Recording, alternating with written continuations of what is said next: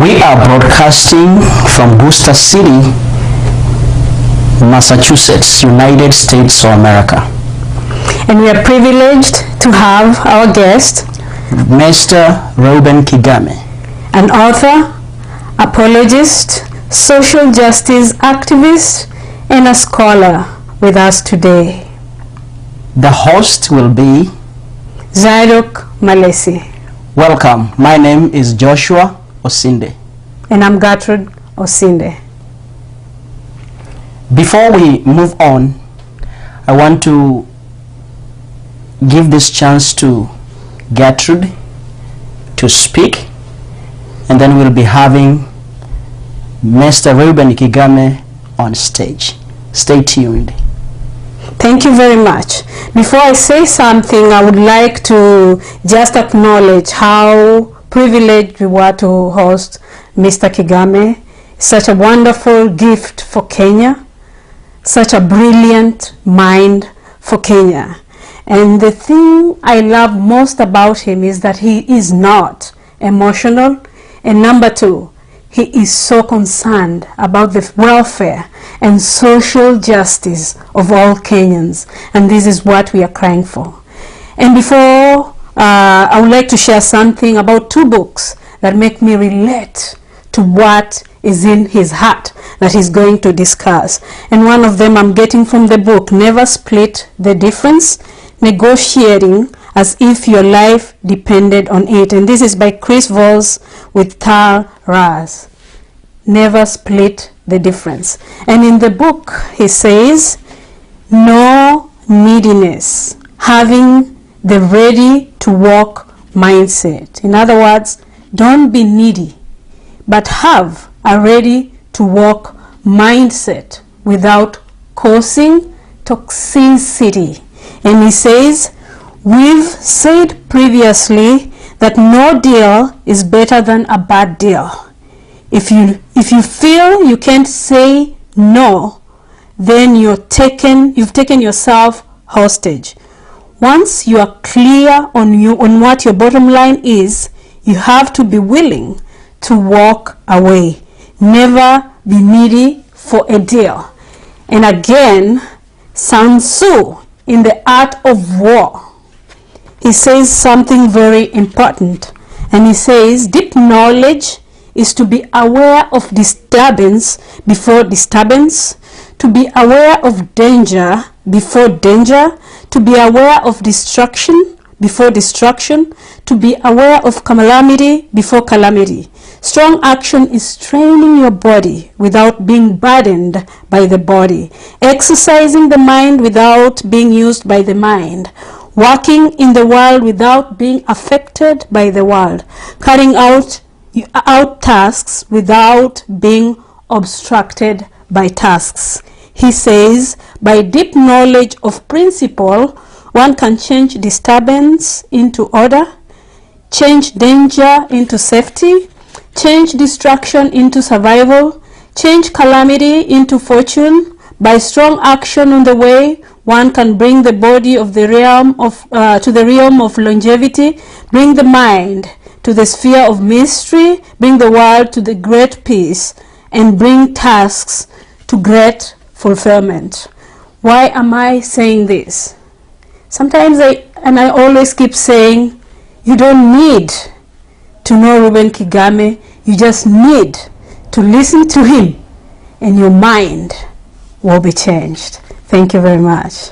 Mr. Reuben Kigame was here in the city to inspire talent, spiritual growth, and also challenge us to take irrefutable directions in social justice.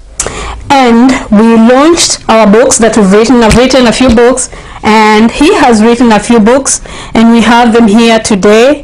One of them is Mindset Makeover, Changing Your Mind Towards God's Destiny. A very wonderful book for your makeover.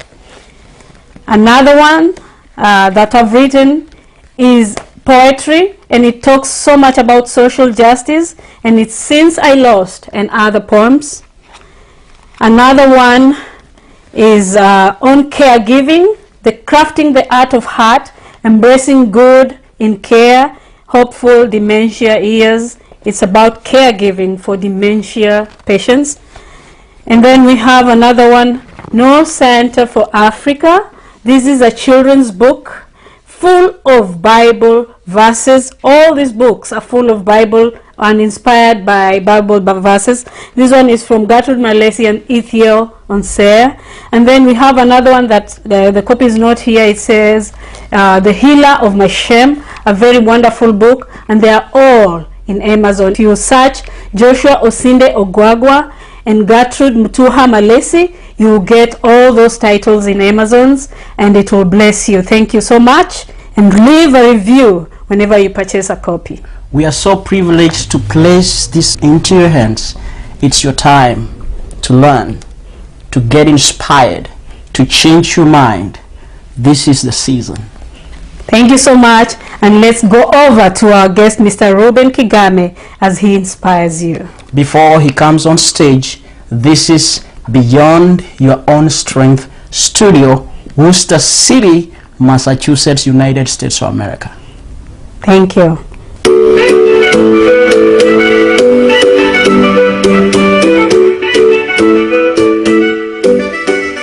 Not tired of the life, we need a brand new day. With Ruben at the helm, we go pave the way. No more corruption, no more games to play. Let him lead us now, let's hear what he said. The minds but can't really see. Ruben's got vision, he's the one we need. Give Ruben a chance, let him lead the way. Bring vision for the future, shining bright today. Together we can rise, we will never fall. Under his guidance, we'll stand tall through it all. Viewers, ladies and gentlemen, I'm very happy to welcome you to this brief session with my friend, comrade Reuben Kigame. We're going to have a very short discussion about political leadership in our country, Kenya. Now, Reuben. Yes, sir. I first knew you when you were at KU, Kenyatta. Yes, and I think you were 2 years my junior. Correct. Yeah. And Graduated in 1990, and you graduated in 1992. 1992. Correct. So you're a comrade, actually. We are comrades. Yeah. Thank you so much. Yeah. I want to go straight to, because I've known you in other capacities, wearing different identities. Right. But now I want us to focus on this identity of political leadership. Okay. We have had very many political leaders. Right. By political leaders, I mean those at the top. And this is where you are focused. Right. I want us to start by knowing your political philosophy. What is it that you want to offer to Kenyans in 2027? So my main political philosophy is character-driven transformation, where I'm imagining that the biggest problem we have in Kenya is values. We've lost our values. People have lost trust. And so I assume that if we got people that are exemplary, servant leaders, then they'll be able to serve the people and bring the transformation that we're looking for without looting, without destroying our country any further. So that's the primary thing I want to see. Now, how you do that is mainly three things. First of all, you've got to kick out corruption, because that's like the disease. You kick out corruption. Secondly, you've got to implement the constitution, because that's what will bring in the rule of law and ensure that there is nobody who is above the law. Then thirdly, you bring about what is called people-centered economic development. If you do those three things, everything else will fall in place, because we're losing a lot of money, resources through corruption, through budgeted corruption, all these tenders, and people just loot in Kenya like utadu, And then when you look at how our government abuses the separation of powers, you have state capture, parliament is no longer serving the people, and so on. It's all in violation of the very first article, of our constitution, that sovereign power belongs to the people of Kenya and they delegate it. So we need to go back to the constitution. And thirdly, you see, we are serving a very, colonial, set state where the resources, anything we do is really serving other powers. So we need to bring our economic transformation back to the basics, where we produce goods ourselves, where we create jobs ourselves. We are not going to look for jobs out there. First we must create the jobs. So we need to industrialize. We need to produce. Mambo ya toothpicks kutoka China. Mambo ya sugar kutoka nje, chakula. Now we are even having people colonize our food policy by GMOs and all of these things. So we have to completely wipe that. That's why I say we have to take our country back and reboot. And those are the three things that will help us. And that is kick out corruption, implement the constitution, then implement people-centered economic development.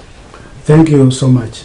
I think just to recap, because I found that so compelling, that a leader who has a compelling vision, which is anchored in the constitution, a leader who is able to live by the constitution, and example, by example, yes, sir. And then the other thing you are talking about, followership. Followers have to buy in the vision of the leader, so that whatever activities the leader does are people-centered, and they are going to impact the socio-economic welfare of exactly. Actually, if you don't do economic planning and policy with people coming first, you get it all wrong. You see, if people are not in your equation when you're building roads, when you're implementing energy regulations, when you are doing foreign relations, if people are not at the center, you will actually end up mistreating people. You will punish people. Then you'll be serving other interests than that of the people. So the first thing I ask for me is, how will this benefit the people of Kenya first? If it's not going to benefit them, I'm not interested in it. Correct. Correct. And the other point that I'm interested in knowing from you, and they say all politics is local. We come from the Mlembe nation. And I make no apologies. Well, neither do I. There is this idea of the elusive unity. What is your take on that? So that is good and that is also bad. It's good because it means that Luya people are independent thinkers. You don't just take them this way or that way, no. And that is good.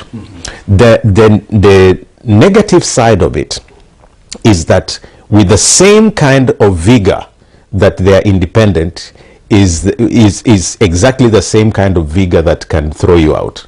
When they dismiss you, they also dismiss you wholesale.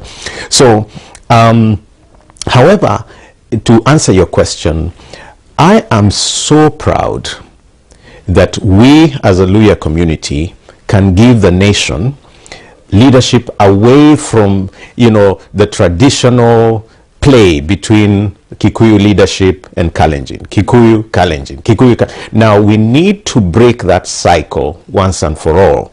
And I think my candidature and, or any other Luya candidate would actually be able to give that a fair good start. And it could be Luya, it could be Luo, it could be Mijikenda, but that cycle needs to be broken. Thank you so much. Now let us go a bit national. Sure. I am thinking of three groups that are going to, that is my imagination, that are going to emerge as major contenders in 2027. I'm thinking of the incumbent president. Group. I'm thinking of what I would refer to as the Asmio orphans. And then I'm thinking of the remnants of the second generation. So the progressives. And I'm putting you, no, let me not put you in that group. I am in that group. Yes, so I'm putting you in that. And then the other group of where do you think we can put the Gen Zs? Are they part of that group, or great question. So the Gen Zs actually are part of that third group, the progressive, those who want a brand new start. Yes. If you heard that song, it says, "Give Ruben a chance," because we want a brand new day. Yes. And the young people are basically saying in that song that Ruben represents like a reboot of the country, because they don't want that old style politics. And if you remember what happened in June when Parliament was stormed and so on, this was a Gen Z thing, but it was coming. We saw that in the last election, most of them did not even bother to register to vote because they didn't have a candidate that represented their interests. And even for those who registered to vote, there were more than 8 million that did not cast their ballots. Yes. So that already shows you that the country was ready for that third force, that progressive force. And the Gen Zs would fit squarely in that group because they're looking for no corruption. They're looking for an economy that works for them. They've been neglected, promised left, right, and center, a lot of lies with nothing happening. So I believe that we do represent the voices of the Gen Zs, yes. Yeah, I liked the idea of breaking this, what I would call political entitlement of the Central and Rift Valley regions. Because that would end a lot of the things that you are talking about, corruption and out of it, because the system you see, the real danger though, the real danger is tribal appointments. Yes. You see, when you have those two communities that dominate national appointments, then you do a reward thing, and or you play the negative side of what Mutahi Ngunyi used to call tyranny of numbers. Yes. So the tyranny of numbers is no longer about how many votes or how many people vote for you. It ends up being which tribe is with you. Yes. Now, so that abuse of tyranny of numbers ends up entrenching that ping pong between the between the Kikuyu and Kalenjin. So it means that whichever president comes in must appoint his people first, and then appease the other big community. But even the demographics themselves are really questionable. Yes. Because yes, I know that the Kikuyu community, for example, is fairly large, but so is the Luhya community. Yes. In fact, I would say the Luhya come next. Yes. But the impression is given that the Kalenjins come next. Yes. But so that split, the removal from the two tribe dynamic in terms of leadership would actually scatter that that kind of dependency on a two tribe syndrome. But what it would do, in fact, what I'm looking for is that the person that then comes in as that third card should be national enough, otherwise they will do exactly the same thing. And then you end up like, if it's a Luhya who comes to power, then you find more Luhyas in office. That's something that should be stopped. So that you look at the minimum of regional balance when you're making that key appointments. So if you have 18 ministries, I mean, we need to certainly reduce the number of ministries. If you have 18 ministries, then you have to split those across the country, because the experts in Kenya come from all the regions. Once you make it a national, government, then any other subsequent appointments below them, you make again using those regional balances, so that everybody is at the table. That's the kind of leader we're looking for, that has been so evasive. And that's what I'm pledging to be able to offer to Kenyans, that I've grown up not being a tribalist myself. I've grown up, with working with people from across the board, and the international community. So I'm able to bring to the table an ideology that I believe in, but also my own faith. And life is a testimony to that it will happen. I will be happy to see one day in Kenya a leader who is able to break what I would call ethno-political hegemony. Yes, yes, and that is possible. I can do that. Yes. It's just about being given a chance. Yes. Kenyans realizing that maybe there are a few subtle dynamics, because greed is also propelled by the ability for someone to look at things and admire. Yes. So there is a sense in which even blindness, cushions me from unnecessary greed. Yani wako na macho hii ndio inatusumbua Kenya. So, but talking of which, did you know that President Roosevelt, who took America through the Great Depression, had a disability? Oh yes. Yeah, and Kibaki came to office in a wheelchair. So let's diffuse that. Sometimes it's thought that if you have a disability you can't lead. I'm actually wondering how I've made it. I was the first blind person to own a radio station and run it. Certainly I hope this country can give me a chance to be the world's first blind president. And that would even help with inclusive democracy anyways. Yeah. And lest Kenyans also forget that besides Kibaki being rated as one of the best we have had, besides being physically disabled, he also had some cognitive challenges. But he was the best. He was an economist, so he was able to reason through the economic challenges. The problem is those who came after him then made our economy even worse. Kibaki left us just over $1 trillion of debt. Uhuru took it to about 10 trillion, and Ruto is in a race to actually throw it off that balance. So it's terrible. I often say that Kibaki was a very good economist but a poor politician. Yes. And Moi was a very good politician but a poor economist. So you need that balance. Yeah, we need a finally. Let's talk about what I would call the elephant in the room. Yes. The relationship between the church and the state. And now that you are also a man of God, this government was supported by the church to a very large extent. But it appears that the church is, developing cold feet, so to say. Yes. I don't know, what are your views on that? So let me first of all define myself, because a lot of people think Reuben Kigame is a pastor with a church and so on. No, I'm what you call an evangelist. So I reach out to people to, help them to see what Christianity is about, and to help them to see who Jesus was, and I do my best to live by the example of Christ. But I'm not a pastor. I'm an evangelist. In fact, I know you know that I'm an apologist, a Christian apologist. So what an apologist does is look objectively at faith. So we hold dialogues with Muslims, with Hindus, with atheists, agnostics, and so on. And that's also what I teach at the university. So for the longest time, I've been able to look at Christianity and world religions and issues from a very objective angle.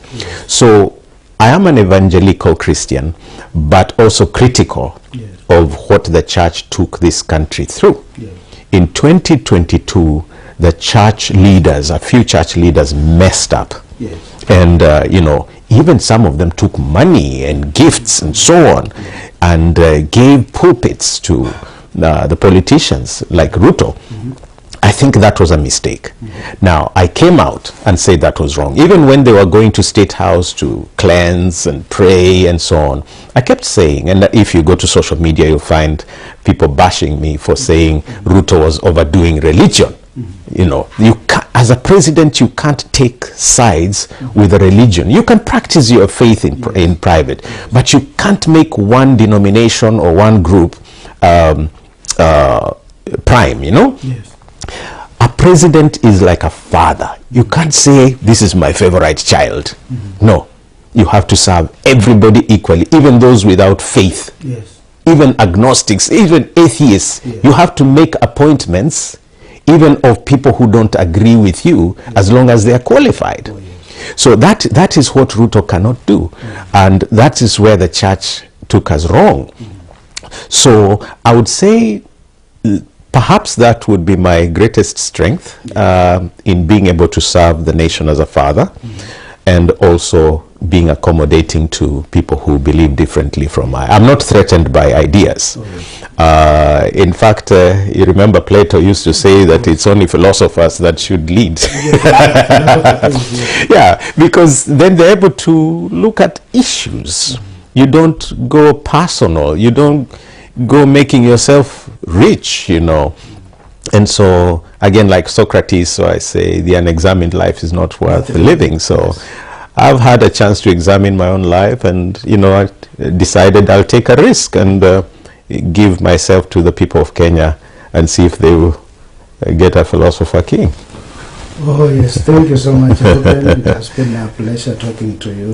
Likewise, and I wish you all the best. Thank you. As Jesus, you know, Jesus was a radical social philosopher and reformer. Yes, and you know, my doctoral work is in music and social justice. So that is very close to my heart. Yes. Yeah, if you take away justice from people, you become my enemy.